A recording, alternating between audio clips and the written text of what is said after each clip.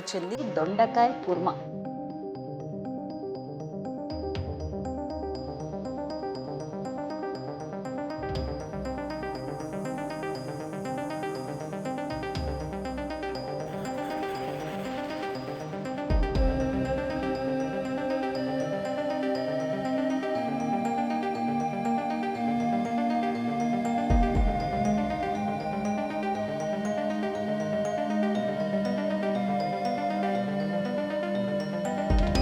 Just ఒక పావు kilo దొండకాయలు తీసుకున్నాను. అందులో ఒక 3-4 పండుగలతో తీసేసిన వాటిని.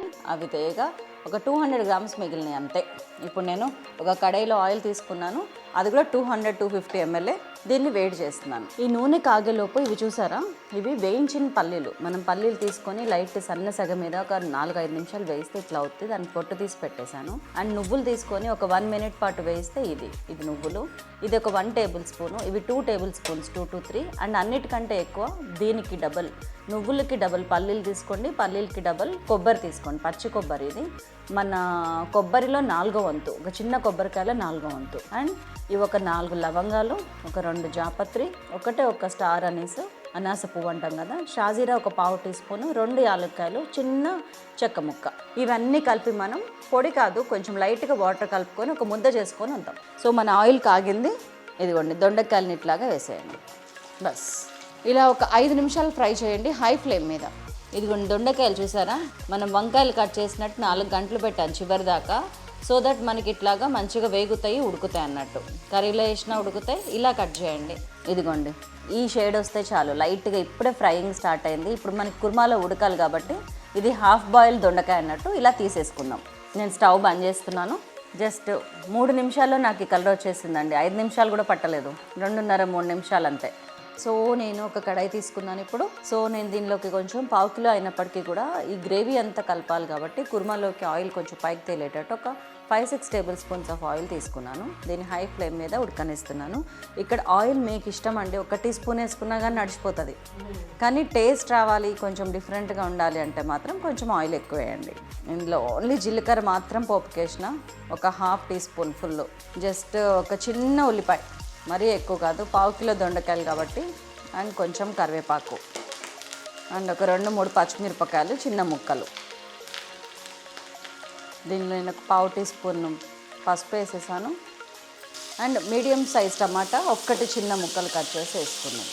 Just 1 medium size tomato. ఇది సూపర్ యమ్మీ కర్రీ అని మీకు ఆల్రెడీ అర్థమైపోయినాలి. ఒక 1/2 టీ స్పూన్ ఉప్పు వేసాను. ఇప్పుడు మనం కుర్మా వేసుకున్న తర్వాత గ్రేవీ, ఆ తర్వాత మళ్ళీ ఇంకా మిగతాది వేస్తాం. ఒక 1/2 టీ స్పూన్ అల్లం వెల్లుల్లి పేస్ట్. ఇది ఒక 1.5 టీ స్పూన్ కారం వేసాను, రెడ్ చిల్లీ పౌడర్. మీరు చూసారా నేను అన్ని 1 by 1 వేస్తున్నాను. అది కొంచెం ఆయిల్లో సింక్ అవడానికి టైం ఇస్తున్నా, ఒక 10-15 సెకండ్స్ మళ్ళీ వేస్తున్నాను. ఇట్లా వేయటం వల్ల స్టెప్ బై స్టెప్ కర్రీకి చాలా చాలా టేస్ట్ వస్తుంది.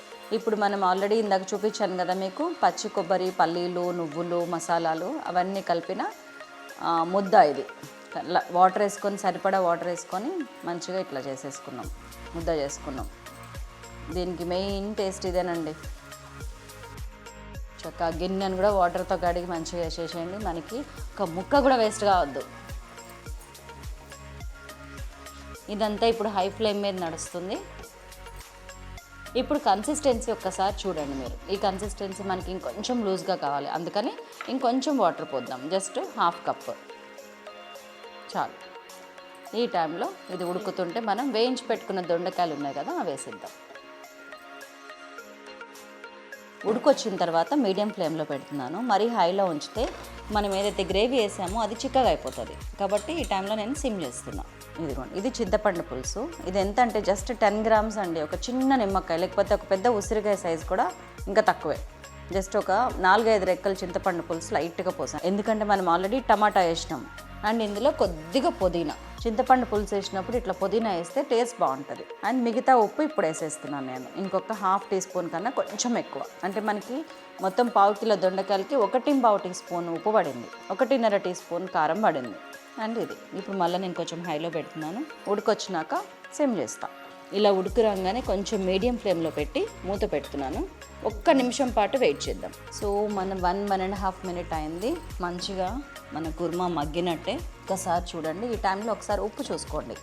నో డౌట్ సరిపోతుంది పర్ఫెక్ట్గా. కానీ మీరు చూసి ఇదిగోండి కన్సిస్టెన్సీ చూసారా, ఈ కన్సిస్టెన్సీ ఉన్నట్టయితే మనం కట్టేశాక స్టవ్ బంద్ చేసినాక ఇంకొంచెం చిక్కబడుతుంది, ఇంకా బాగుంటుంది. వా, సూపర్ అంటే సూపర్ అండి. మంచి చెక్క గరం మసాలా స్మెల్ వస్తుంది, లైట్ మసాలా వేసినాం మనం, అన్నీ ఏమో టేస్ట్ ఉంది. చలో నేను బంద్ చేస్తున్నా ఇంకా స్టవ్. టడం అదిగోండి మనం మటన్ కర్రీని మించిన దొండకాయ కుర్మా.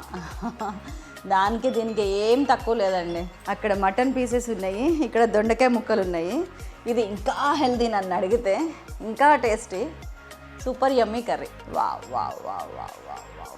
ఇట్లా తీసి పెట్టుకుంటుంటేనే అన్నంలోకి వేసుకొని తినేయాలనిపిస్తుంది. అది నోరూరించే పసందైన దొండకాయ కుర్మా మీకోసం రెడీ.